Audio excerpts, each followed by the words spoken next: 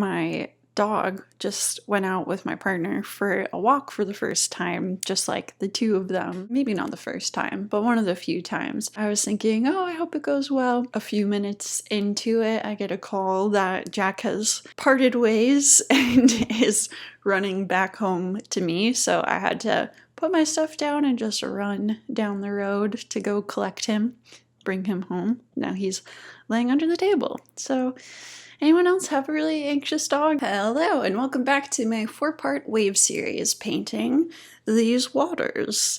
Today we're going to be working on the yellow wave. If you want to see the original or limited edition prints of this available on robinsealark.com/water, go ahead and check that out. They will be full size, 16 by 20 inches, done on a Giclée fine art archival printer, so built to last. Last time we worked on this wave, so if you want to check that out, that is available to watch. And in the coming future, we'll also be making videos of these final 2 waves, so stick around the channel and yeah, enjoy this time lapse. Welcome to my second wave in this series of 4 16 by 20 inch canvas board paintings of waves. I again started with projecting the image onto, in this case, a sort of mustard yellow washed canvas board. And to make things a little easier on myself, I just used straight from the tube white paint to block in the white areas of this wave, which is predominantly focusing on our foreground curling whitewash, the middle ground spray coming from the wave, and then of course the more narrow, farther away, detailed little wave formations in the background. This painting did give me a little bit of grief because my reference photo was slightly different from the overall image I wanted to make, so I combined 2 reference photos I had of the same wave, but that in turn made my background disjointed. So the background area of whitewash behind my major crashing wave was a composite of 2 different images, and it looked slightly different from each other. So as I went, I had to do some guesswork on how to bring those forms together to make it readable in a realistic way. Anyways, let's get into what I'm doing though. So for the color, I had my white already set out, so I wanted to focus the yellow on the middle of the wave, and the rest of it was going to be these blues and greens. I liked having the yellow of the wave. It was overcast, and it was creating some interesting muddy yellow looking water, and you could see it coming through most where the wave was cresting because of the sunlight coming through, and then in other areas you're getting depth from the thickness of the wave, from the shadow of it curling over on itself. And there's a really interesting pattern in the middle of this where you're getting the crash, and then just beneath the crash there's like a secondary waveform with a really cool looking white washed shape on there. So I think it's really pretty and pronounced, and as I went through this I wanted to make sure that it wasn't just fully white in the white areas. I wanted to make sure everything had consideration of form, shadow, depth, and as I went along I did source out to my Instagram following, asking them for help, considering when it was done and what they thought could improve it. We'll get into that a bit later though. Working on this, I did push things back and forth quite a bit. Like I mentioned, I had a disjointed reference photo, so a lot of the effort that I put into this back area of whitewash, I was doing it and redoing it. I was sculpting the negative space using blue to kind of carve new shapes in the white, and a problem I was running into was getting too patterned,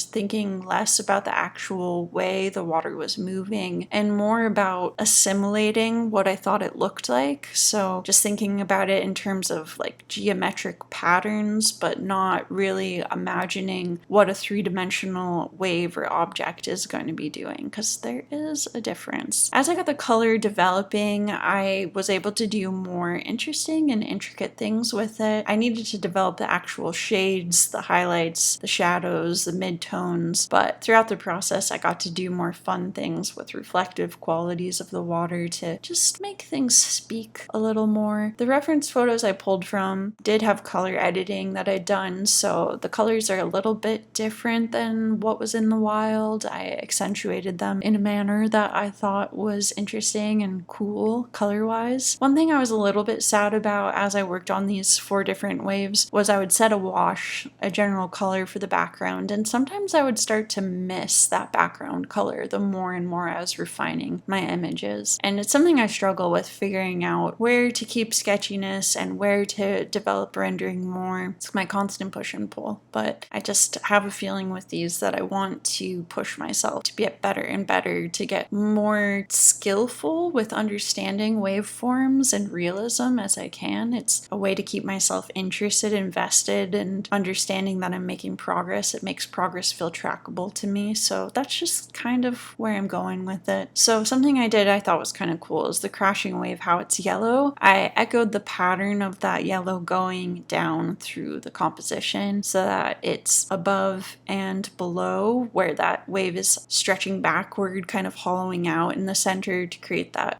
that loop, you know, like when this is a tiny wave, but like when a surfer is carving through a wave and there's that in-depth area that they're going through. Back in that area, it gets dark and shadowed, but then where you get closer to the viewer, where the wave is bulging toward the viewer and we're getting more light, that's where you can see the yellow. And I thought it was cool to echo that yellow going down because it reminds you of material of the wave is, the reflective quality of the wave. All right, so I asked Instagram for their help on this portion because the wave wasn't looking exactly right. I thought maybe it's done. I'm not sure. Little progress update to ask if you have any feedback on if it's finished or if there's things I should do. I could definitely keep going on this forever, so it's hard to know when to stop sometimes.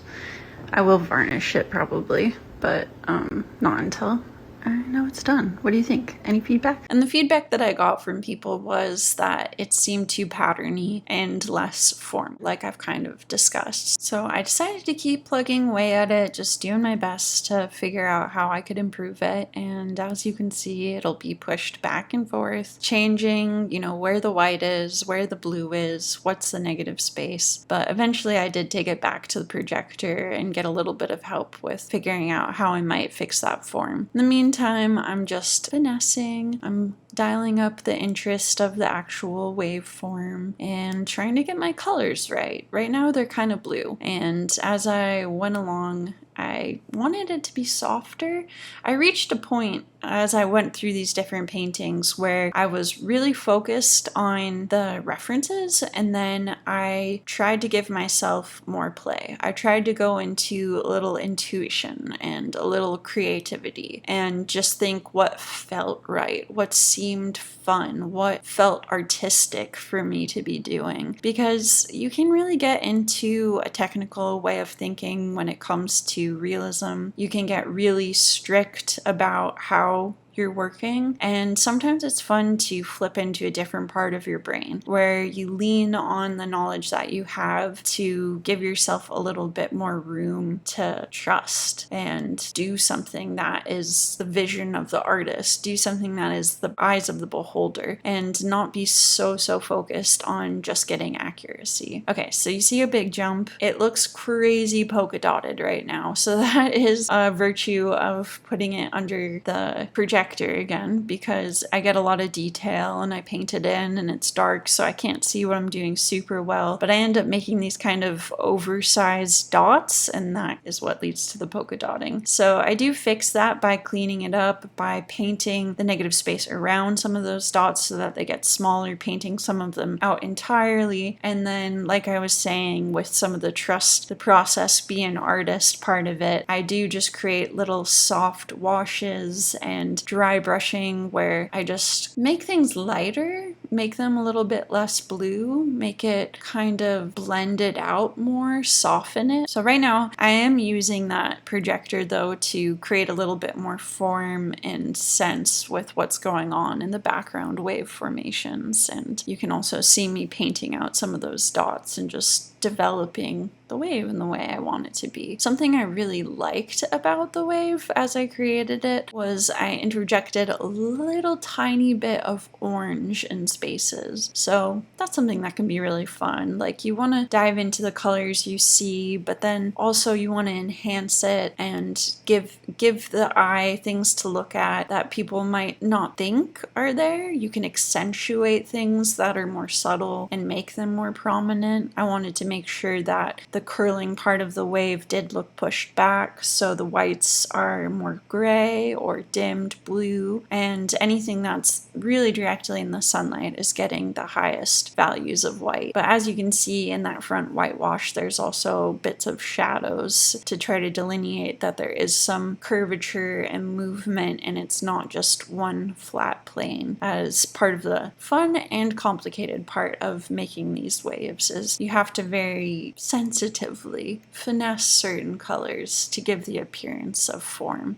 This is one of the ones I was very happy with out of the group of 4. Definitely a favorite. Well, there she blows. That's what she wrote, folks. I hope you enjoyed the making of this. If you want to, go ahead and check out robinsealark.com. I'm on the internet at Robin Sealark. You can find me on Instagram and Patreon. And make sure you're subscribed if you want to check out the last 2 parts of this wave series and all future waters to come. That's about it for me today. I hope you guys have a good time in your life today, this week. Okay, bye. Sometimes I get this insatiable itch on the outside of my nose. It happens at the most inconvenient times, like right now when I'm filming. Happened when I was live painting in Indiana last year, and it's like manic, the level of itchiness that happens. Some allergy takes over my nose and I almost can't function, but here we are.